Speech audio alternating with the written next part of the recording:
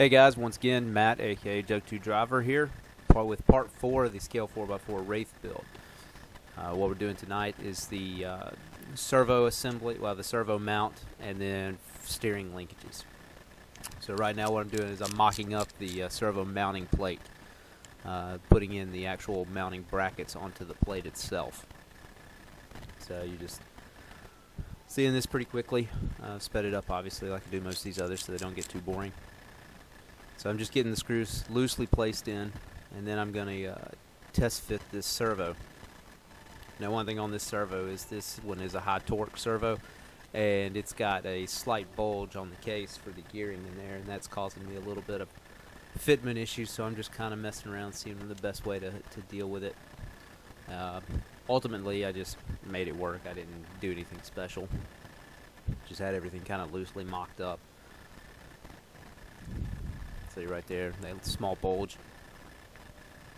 But yeah, so I just went ahead and mocked up the screws as best I could, get everything kind of loosely fitted in there, or well, I actually tightened those down so that the block spacing was correct, and then would tighten up those mounts onto the plate itself so that at least I had the sizing right. Because once you get that plate mounted onto the axle itself, you're not going to be able to get to those screws again because they're on the underside. So now I'm disassembling it to go about now installing it into the on top of the axle rather.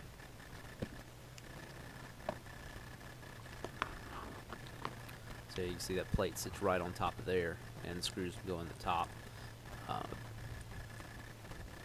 Nothing special about this. It's just 2 screws right there on the top of the center bracing on that axle.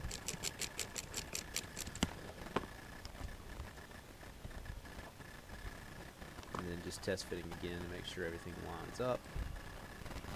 And I like to do these when I mount these in there. I cross them kind of like you would on the wheel of a car. You know, tighten one, then cross over to the opposite side, low, and then vice versa. Loosely tighten them up, each one slowly, just so you don't overstress any of the parts.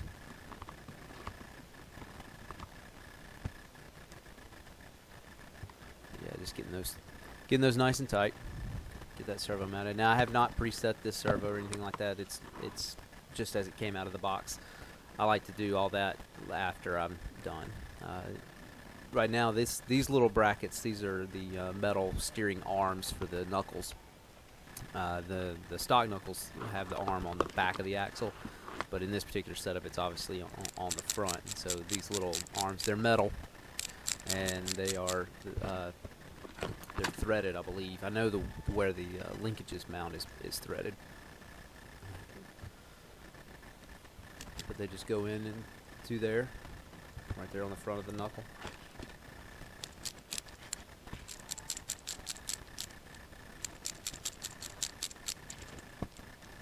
A little bit of butterfingers there, dropping tools.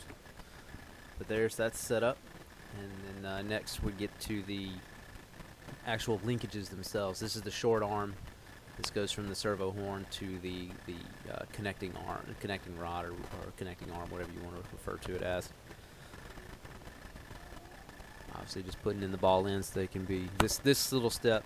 This whole section's kind of fiddly because you got a lot of small nuts that go into some of these pieces. But instead of popping in the screw, because this directly mounts onto the arm itself. It doesn't actually mount, as you can see right there. Sometimes they mount onto the other ball end on top of the steering knuckle itself. This one mounts directly onto the linkage itself. Makes it a little shorter, probably helps with some of the bump steer angles.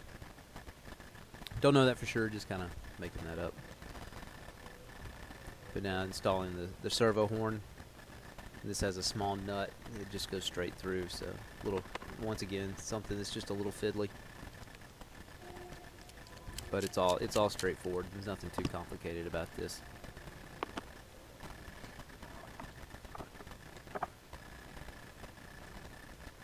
But as you'll see here, that these arms there are threaded, as you can tell, and so I'm kind of fiddling with the best way to do this.